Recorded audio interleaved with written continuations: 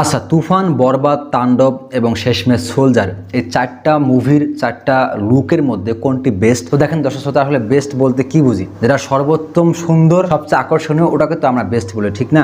কিন্তু শাকিব খানের যে সিনেমাগুলো লুক তিনি প্রকাশ করেন, প্রত্যেকটা লুকই কিন্তু বেস্ট, ঠিক আছে? যেমন আমরা তুফান সিনেমা দেখলাম, চুল বড় বড় দেখলাম, তাণ্ডবে চুল ছোট, বরবাদে চুল ছোট। তো দেখেন গল্পের সাথে যে লুকটা মানানসই, যে লুকটা আসলে মানাবে, তারা কিন্তু সেই লুকটাই কিন্তু তারা প্রেজেন্ট করে আসলে। আর একটা কথা, শাকিব খানকে যেই লুকই বানান না কেন, যেই লুকই তাকে তৈরি করেন না কেন, সেই লুকই কিন্তু বেস্ট লাগে। তো দেখেন শাকিব খানের যে সিনেমাগুলো করেছে, যে সিনেমাগুলো লুকগুলো রয়েছে, প্রত্যেকটাই বেস্ট, প্রত্যেকটাই একদম উচ্চ লেভেলের বেস্ট। কথা হলো এটা, এক কথা, এক একটা সিনেমা এক একটা সিনেমাকে ছাড়িয়ে গেছে। তো এটাই হলো শাকিব খান, ঠিক আছে? তো আসলে শাকিব খান তার ক্যারিয়ারে অনেকগুলো সিনেমা তৈরি করেছেন, প্রায় কত 250+ সিনেমা হবে। তিনি অনেকটি পরিশ্রম করে 2 যুগের বেশি সময় ধরে তিনি সিনেমা ইন্ডাস্ট্রি কাঁপাচ্ছেন এবং একের পর এক হিট সিনেমা কিন্তু দিচ্ছেন, আমরা কিন্তু সেটা দেখতে পাচ্ছি। এবং তার মুভিগুলো রিলিজ হওয়ার পরে কিন্তু হলের মধ্যে মনে করেন টিকিট নিয়ে একটা বিড়ম্বনা সৃষ্টি হয়, বা টিকিট পাওয়া যায় না, এমনটা হয় কিন্তু আমরা কিন্তু দেখি। তো দেখেন দর্শক, তার প্রত্যেকটা মুভি কিন্তু বেস্ট এবং প্রত্যেকটা মুভির যে লুকগুলো আছে প্রত্যেকটা কিন্তু বেস্ট। আসলে এখানে স্পেসিফিকলি ভাবে একটাকে বেস্ট বলা আসলে কেমন যেন হয়ে যায় আসলে, কিন্তু